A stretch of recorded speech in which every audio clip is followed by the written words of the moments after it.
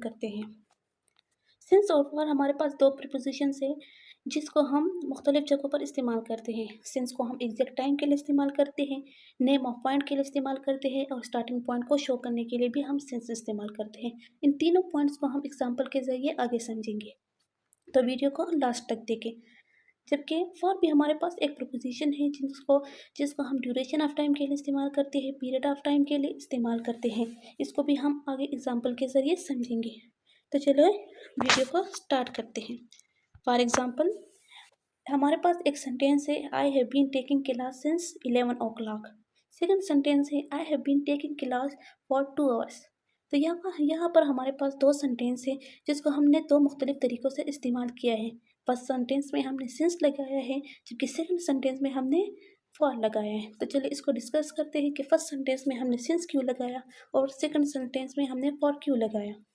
तो चले first sentence में हमने लिखा है I have been taking class since 11 o'clock। तो यहाँ पर हमने सिंस इसलिए लगाया है कि हमने लिखा है सिंस 11 o'clock, यानी कि हमें एग्जैक्ट टाइम का पता है।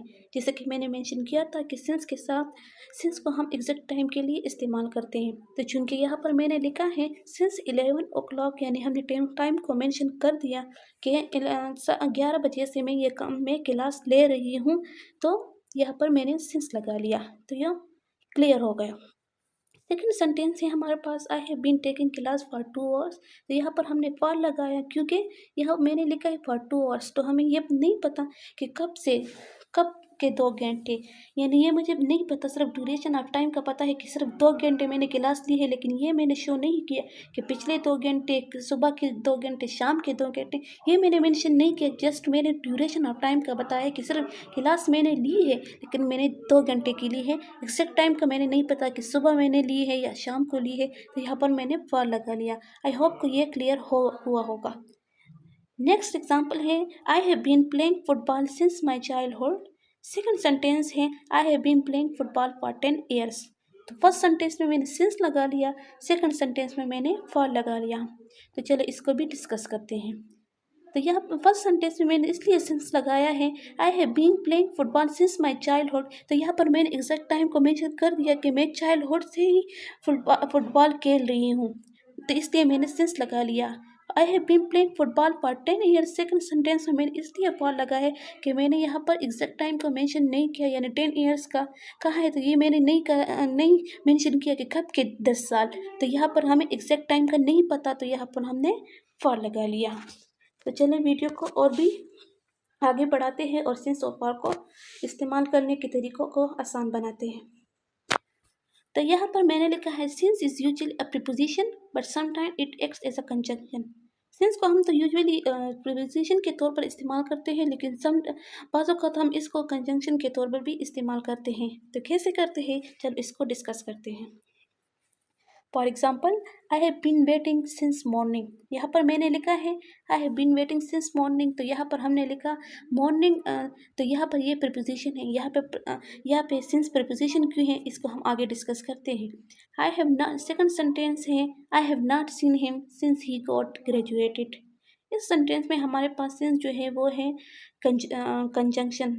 इन this sentence since has connected two sentences, so it acts as a conjunction.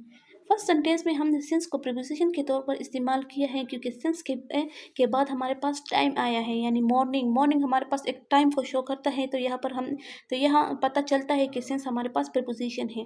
Preposition since हमारे पास प्रीपोजिशन तब होगा जब सिंस के बाद टाइम आया हो, तो तब हमारे पास सिंस प्रीपोजिशन होगा। सेकंड सेंटेंस में हमारे पास सिंस के बाद टाइम नहीं आया बल्कि प्रोनाउन आया है, तो ये हमारे पास कंजंक्शन है।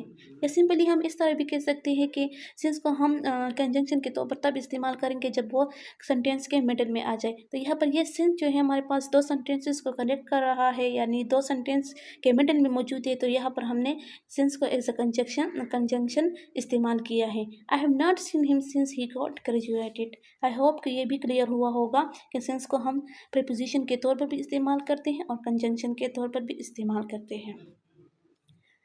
सिंस जबकि अब हमारे पास फॉर जो है हमारे पास एडिशनल पर्पसेस के लिए भी इस्तेमाल होता है, यानी फॉर को हम पर्पस के लिए भी इस्तेमाल करते हैं और एक्सचेंज के लिए भी इस्तेमाल करते हैं।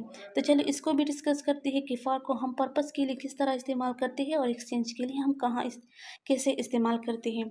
तो फर्स्ट एग्जांपल है, a knife is used for cutting, यानी छुरी को हम कटिंग के लिए इस्तेमाल करते हैं। तो यहाँ पर मतलब कटिंग के लिए किस पर्पस के लिए इस्तेमाल करते हैं, यानी कटिंग के लिए इस्तेमाल करते हैं, यहाँ पर हमने फॉर लगा लिया। सेकंड सेंटेंस जो है, I am going to abroad for study, यानी मैं स्टडी के लिए बाहर मुल्क जा रही हूँ। तो किस लिए जा रही हूँ, यहाँ पर मैंने पर्पस को मेंशन किया है, तो यहाँ पर भी मैंने फॉर लगा लिया है। अब एक्सचेंज के लिए कैसे इस्तेमाल करते हैं फॉर को, तो इसको भी ज़रा डिस्कस करते हैं। For example, he give a pen for 10 rupees. तो यहाँ पर मैंने लिखा है he give a pen for 10 rupees, यानी उसने मुझे पेन दिया 10 रुपीज़ के बदले। He give a pen for 10 rupees, यानी उसने मुझे पेन के बदले 10 रुपये दिए, 10 रुपीज़ दी, यानी 10 रुपये दिए। तो उस यहाँ पर एक्सचेंज हो गया है, मतलब उसने मुझे पेन दिया और मैंने उसे 10 रुपये दिए, तो यहाँ पर भी एक्सचेंज हो गया। तो यहाँ पर भी हमने फॉर लगा लिया है। फॉर के ये एडिशनल यूजेस है जिसको हम मुख्तलिफ जगहों पर इस्तेमाल करते हैं। आई होप आपको बहुत अच्छी तरह समझ आई होगी। तो आज की वीडियो में हमने बहुत अच्छी तरह डिस्कस कर दिया है कि हम सिंस को कहाँ यूज़ करते हैं और फॉर को हम कहाँ यूज़ करते हैं। आई होप आपको बहुत अच्छी तरह समझ आई होगी। Thank you so much.